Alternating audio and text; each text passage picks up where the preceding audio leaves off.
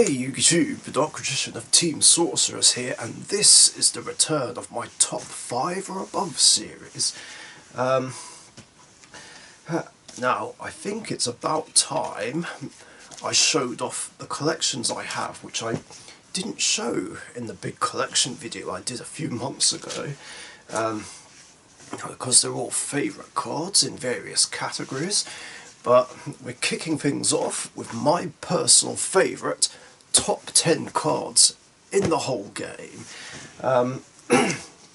So let's kick it off. So starting off at number 10 is one of my top 2 favourite traps, Mirror Force, a card that I have always liked and always play in my decks whenever I can. I know battle traps aren't really used competitively, obviously, but I still like it, and I always want to use it in whatever deck I have. Of course, there's only 4 decks I have though that don't play it.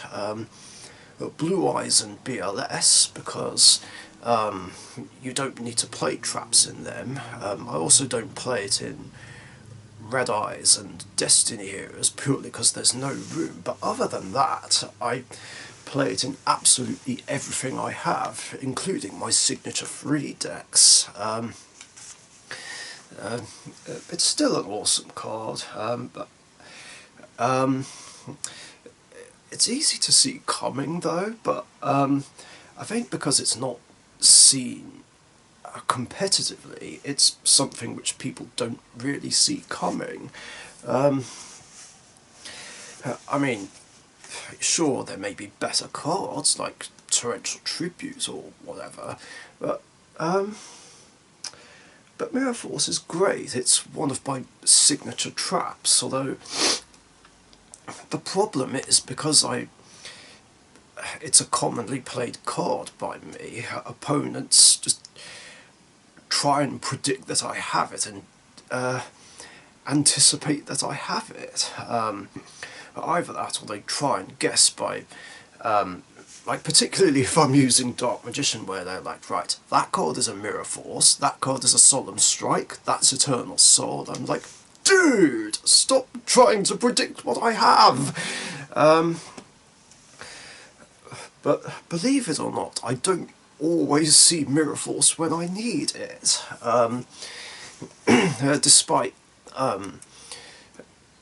people like Max and kind of just not believing that I have it, like in a battle royale. Alright, well, sometimes I do, but I'm like, hey, I can neither confirm nor deny, but if I don't see it at all, then well, they were just wrong to doubt my word. But even so, I still like using it. I mean, Storming and Drowning are better, but I do like playing it when I can. And coming in at number 9 is Elemental Hero Stratos, one of my favourite heroes. An absolute godsend to heroes.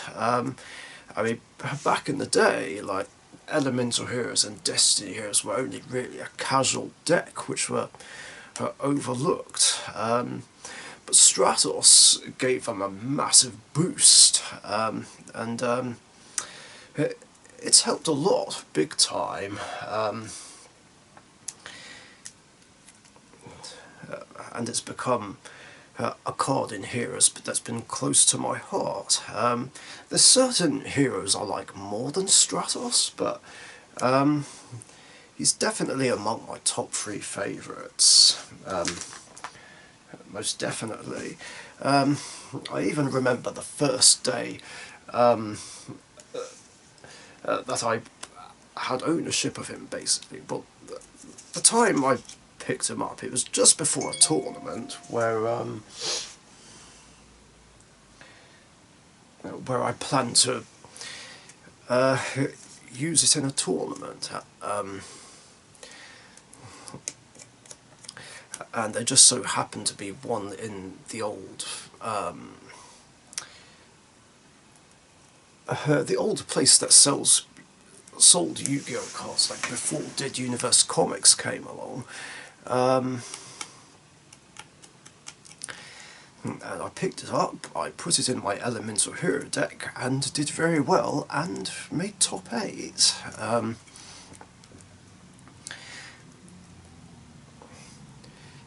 So it's been absolutely instrumental, and naturally I was genuinely annoyed and upset when it got banned back in September 2013, and I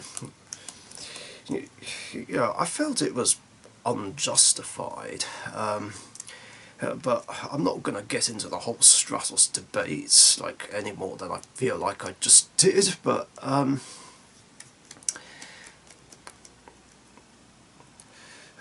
still, everyone has their own opinion. Took long enough for it to come back.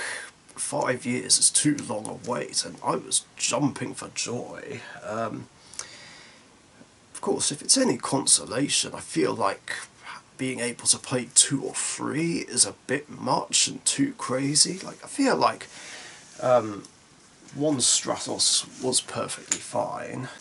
And in at number 8 is Eternal Soul, a trap which I like more than Mirror Force.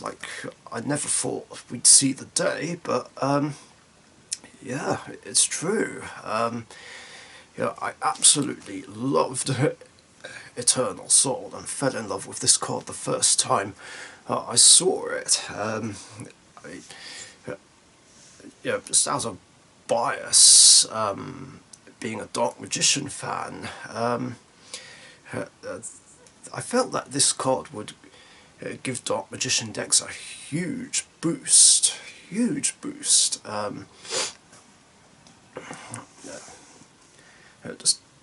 I love the fact that it gives Dark Magician protection from effects that the opponent has, and I wanted this card really, really badly. I'm trying to remember when I first saw the card. I'm pretty sure it was some point in 2015 when I saw either an article about it or some news about it, and I desperately wanted it to come out in the TCG. It was a long wait. It was kind of annoying though that it didn't come out around about the same time that the Dark Illusion came out with all the support like Rod and Circle and what have you. I was hoping that we'd get this as an OCG import, but it didn't, and it was really annoying as the deck. I wasn't feeling like I could make the deck work without Eternal Soul. Thankfully, we got it in Legendary not Legendary Collection, the Legendary Decks number 2, and yeah, it changed everything. And it's just become a signature trap that I just absolutely cannot do without in my Dark Magician deck. I don't like how it has that drawback though, otherwise it would have been ranked a lot higher, where if it leaves the field, my monsters get destroyed. It's too much of an unnecessary drawback. Mind you, quite a few cards in the archetype seem to have unnecessary drawbacks, the Eye of Timaeus only using Dark Magician or Dark Magician Girl that's on the field. I wish it could do the hand as well. I feel like it got the short straw compared to the support Blue Eyes got.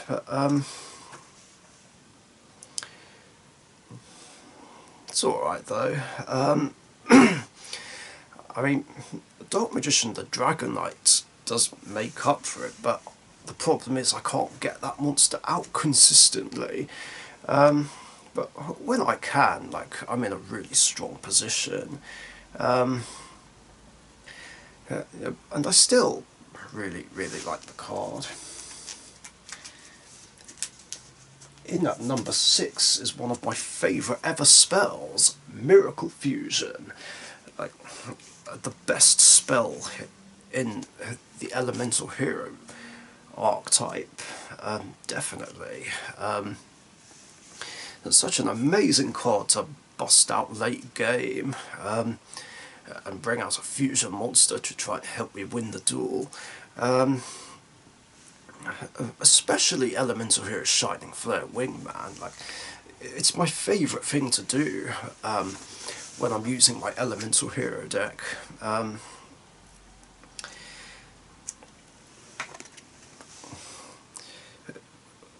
Yeah, it's like the best card to top deck into.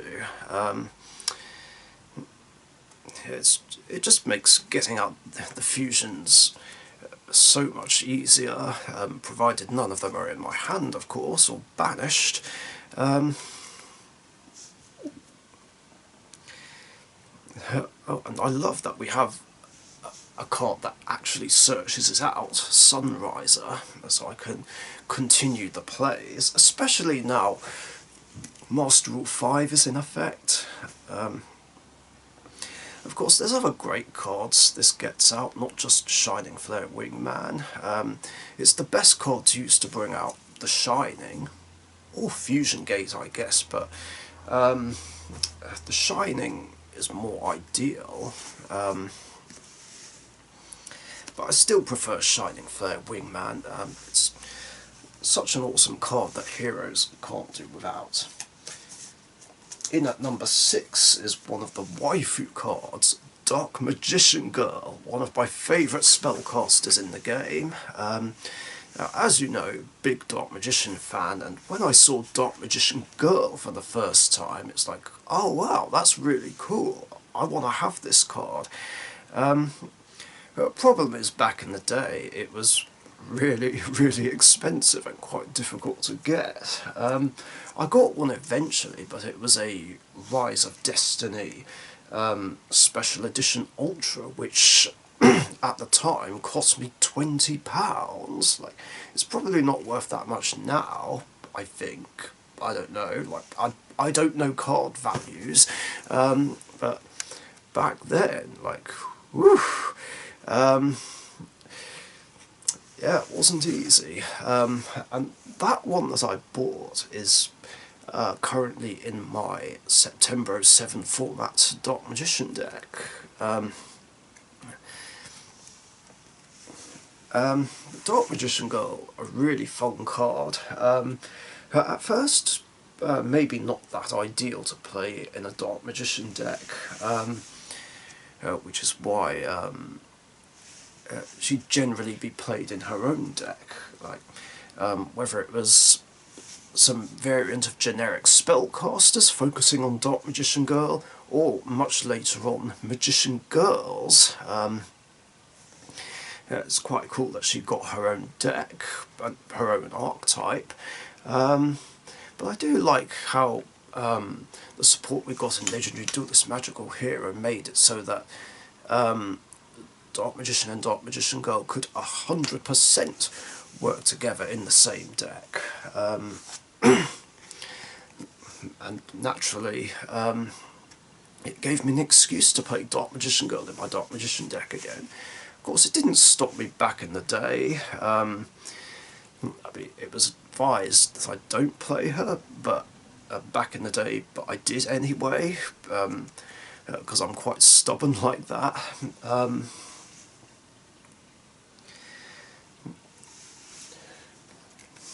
But still, awesome card, really, really awesome card, which I play in 2 decks now, which of course are Dark Magician and Magician Girls. In at number 5 is Elemental Hero Flame Wingman, Jaden's favourite card. I think this was basically one of the cards that made me want to build her Elemental Heroes in the first place. I saw GX for the first time back in 2005. I liked that there was an archetype based off comic book superheroes, and naturally seeing Jaden duel and using this card just made me want to make the deck. It took many months, like we're talking like 3/4 of a year. Like, I made a start at it, I think, in September 2005, but didn't actually finish building my Elemental Hero deck until June 2006. Yeah, that's pretty crazy. Yeah, and this was one of the main cards that I wanted to use, and it's just such a fun card to use anyway. Yeah, if I can't go for Shining Flare Wingman right away, then this is the next best thing. Attacking over monsters, doing burn damage. Yeah, very fun card to use. And in at number 4 is one of my favourite fusion monsters of all time, Dark Paladin. Like another one of those cards that I just had to have, like back in the day, like in the earlier days of when I was a amateur Dark Magician fan type thing. I liked that there was a fusion for him, and I just had to have him, and I got Dark Paladin eventually, and I changed from my random deck to Exodia to a not very good version of Dark Paladin, especially since I only had one in the deck. But it was awesome. I kind of don't like its spell negating effect though, because like I don't like the idea of stopping the opponent doing something. Like, well, what I mean is shutting down part of an opponent's deck or shutting him down in any way. Like, that's not my way of dueling. But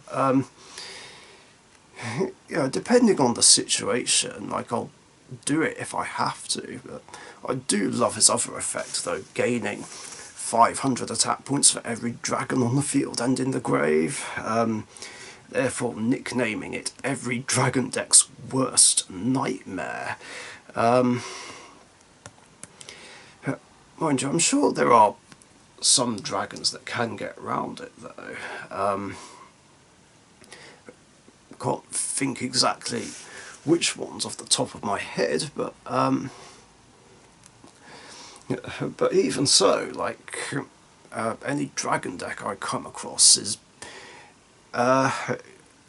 would generally be in for a bad time going up against this guy, although maybe not as bad as if they were facing Buster Bladed, the Dragon Destroyer Swordsman. Yeah, that's more of a nightmare to deal with than this card.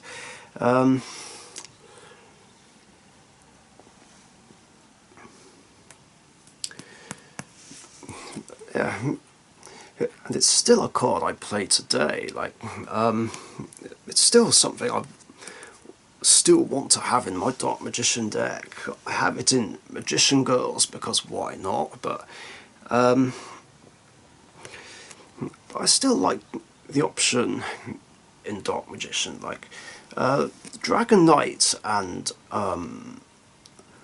the Dark Magicians are the more commonly played fusions in there, but I still like having the option of Dark Paladin just for the nostalgia, really. And like I said, dealing with any dragon decks, like even Blue Eyes Chaos Max Dragon, like this bad boy is an outer Chaos Max. You can just outright overpower it when hardly any of my other monsters can. I mean, Mahard can do it just like that, but Dark Paladin would be more fun in that situation. And in at number 3 is Rainbow Neos, my second favourite fusion monster. I mean, this is just one of the coolest cards ever, in my personal opinion. When I first saw it in the GX anime, I was like, okay, that's actually really cool. And when I saw that it was being made into a real card in Phantom Darkness, I kind of considered getting the card and playing it in something. And then eventually I decided to make a deck solely based on Rainbow Neos. But naturally it wasn't going to be easy, because it was not an easy card to get, like back in 2008, being available only as a ghost and a secret rare. But eventually I did it, and I had 2 Elemental Hero based decks. Well, 3 if you count Neo-Spacians, but I don't know what happened to my Neo-Spacian deck. I think I had to use parts from that deck to make my original version of Rainbow Neos.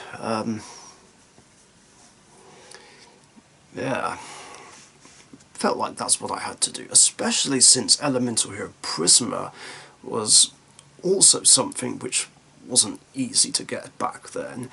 But I did it eventually, and my god, I've had a lot of fun playing the deck, and I've been playing it on and off now for like nearly 12 years now. That's kind of crazy. Yeah. I mean, it has just overwhelming attack power, and its 3 effects are really, really useful for dealing with graveyard dependent decks. I mean, I wouldn't say it shuts them down, but just slows them down big time, you know, like Light Swans, Zombies, X-Sabers. I mean, it can even deal with certain decks a bit better than Dark Magician can, like Cosmo, Shadows, Burning Abyss. Mind you, I don't remember. Oh wait, I was gonna say I don't remember if I faced Burning Abyss with Rainbow News, but I did, like in the second tag team tournament that Dead Universe Comics held. That was one of the decks me and Alex / Brute Boy beat, and Magispectors actually. Like, this just hard countered Magispectors big time. Like, what's that? They can't be targeted or destroyed. That's cute.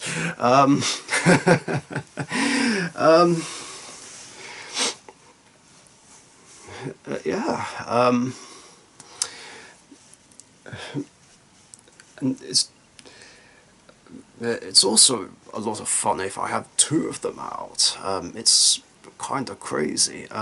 There was one time where I did actually get all 3 copies of Rainbow Neos out on the field, but rather annoyingly, it wasn't on camera. I did take a picture though.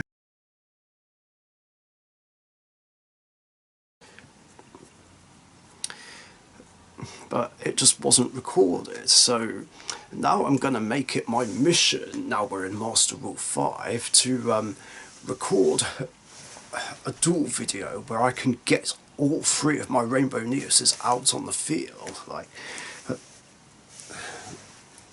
however long it takes, whatever it takes, I'm going to try and pull it off, both for me and you fellow hero fans. Speaking of heroes, this brings us to number 2, the Elemental Hero Shining Flare Wingman. Like, this is my favourite fusion monster, favourite warrior, and favourite hero in the game. Like, he is just the coolest elemental hero, if not one of the coolest. Now, at first I didn't think much of him, and thought he wouldn't be that easy to summon, but then in a casual game I played against an elemental hero deck, and The guy played Polymerization and fused Sparkman with King of the Swamp, and I was thinking, okay, here comes Thundergiant, but then Shining Flare Wingman came out, and I was like, oh yeah, King of the Swamp makes this easier to get out. I just didn't think about it at the time. But yeah, Sparkman plus King of the Swamp is the easiest way to bring this guy out. I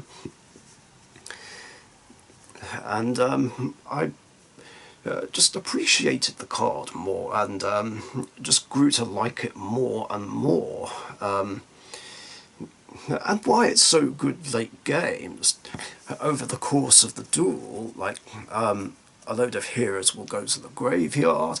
The more that are in the graveyard, the more attack points Shining Flare Wingman gains, and yeah, his burn effect is just really great, really handy, and generally seals the deal.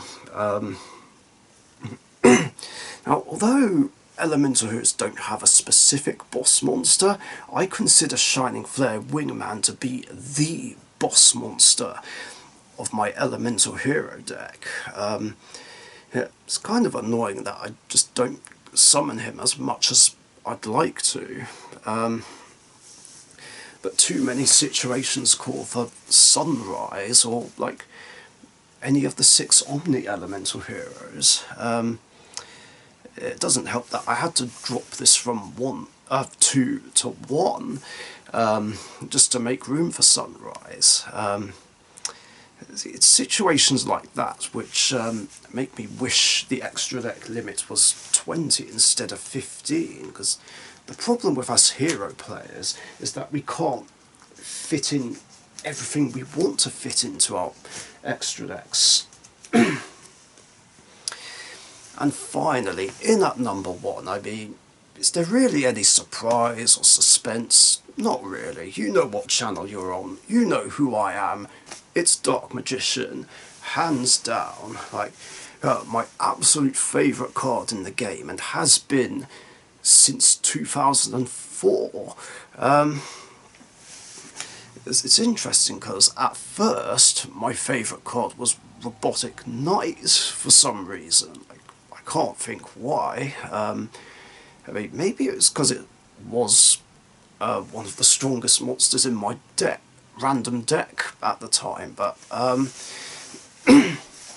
but after watching the anime more and more and seeing Yugi summon Dark Magician and get him out of tight spots, I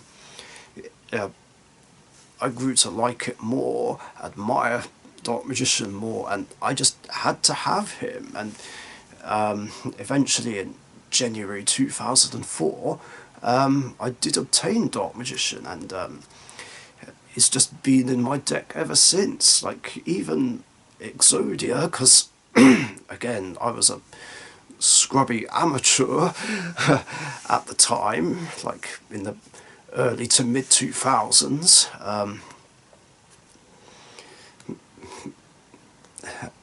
But then, of course, I did start playing sort of an actual Dark Magician deck in a way, like I said earlier, starting with Dark Paladin and then pure Dark Magician. But I only had one in the deck at the time because, well, I kind of fancied myself as Yugi, and because it was the red hot favourite card, like I don't know, I didn't really see the need to play more than one, although losing my voice here, I did start playing more than one Dark Magician, like in 2008, of course. I believe I played 2 in the March 2008 variant of my deck, and then of course I started playing 3 in Prismagician. Then in other incarnations, it would be 2 in the Spellcaster variants, then 3 again in Dark Eradicator Warlock and Dark Magician Knight. I had 2 in my Dark Magician Girl deck. Only played 1 in generic Spellcasters and Legendary Hero. Then 2 in Dark Magician Hero, and eventually I just played 3 in both Pendulum Dark Magician, I think, and then of course Pure Dark Magician again.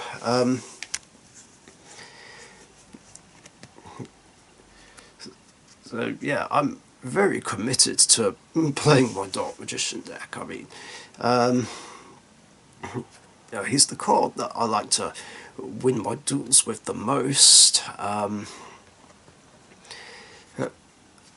Yeah, and I've played the deck for so long now that it would just be wrong, like, not to play it. Like, and I've just ignored like the criticism from other players trying to get me to play something I don't want to play, like some BS meta deck that I just don't enjoy. I mean, I have played other decks over the years, but I enjoy playing Dark Magician more than absolutely anything else. Yeah, with Heroes being the second favourite deck that I like playing more than most decks, but Dark Magician is what it's all about for me. I mean, and there's not much more to say, really. I mean, it's kind of hard to explain more why. He's my absolute favourite card and like playing him so much, but yeah, this is where my true passion lies when playing the game. And yeah, that is basically it for the list. I hope you enjoyed it. If you did, like, comment, share and subscribe, and let me know what your guys' top 10 favourite cards are. I'll just show them again in collection form.